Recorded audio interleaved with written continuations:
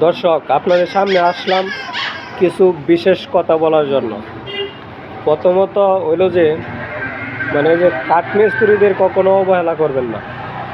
কেন করবেন না? তার বিশেষ কিছু কারণ আছে।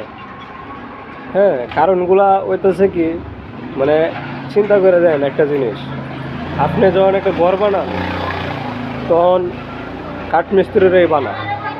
হ্যাঁ, ঘরের যখন একটা দরজা লাগা একটা কাঠমিস্ত্রিরাই লাগা।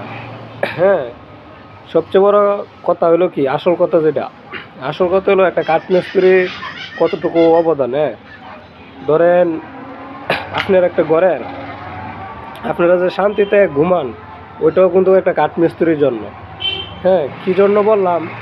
আপনারা ভাবতে পারেন যে একটা মজার বিষয়, আসলে মজা না, এটা একটা সিরিয়াসলি বিষয়। আপনারা একটু চিন্তা করেন। হ্যাঁ, বিষয়টা নিয়ে ভাববেন, টাইম পাইলে বিষয়টা নিয়ে ভাববেন। হ্যাঁ, কেন ভাববেন? ধরেন আপনার একটা ঘরের তালা নষ্ট হয়েছে গা। হ্যাঁ, তখন মনে করেন হ্যাঁ বেটা আসিস না, যা ভিডিও খারাপ হবো। তখন মনে করেন একটা তালা নষ্ট হয়েছে গা, তখন কী করবেন? একটা কাঠমিস্ত্রির কাম লাগবো। হ্যাঁ, ওই তালাটা যদি ঠিক না করে দেয় বা ভাঙ্গা টেঙ্গা কুল্লা না দেয়, একটা টেনশন থাকে, ঘরে ঢুকতে পারবেন না, শান্তিতে ঘুমাইতে পারবেন না। যখন একটা তালাটা ঠিক করে দেবো, তখন কিন্তু শান্তিতে ঘুমাইতে পারবেন। এই জন্য কাঠমিস্ত্রিদের কখনো অবহেলা করবেন না। দেখা গেছে একজনে দোকানতে ধরে নিয়ে কাজ করাইলো। হ্যাঁ, 2-4 মিনিট, 5 মিনিট, 10 মিনিট যাই কাজ করা, 300 টাকার কাজ করা 50 টাকা দিব। ওই সময় কিন্তু অনেক কষ্ট লাগে। হ্যাঁ, প্রচুর কষ্ট লাগে।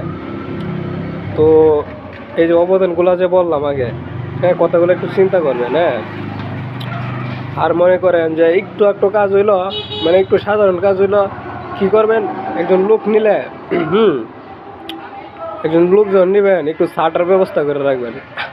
আর যদি আমাদের মতো যদি স্মার্ট মিস্ত্রি নিতে চান, তাহলে কি করবেন জানেন?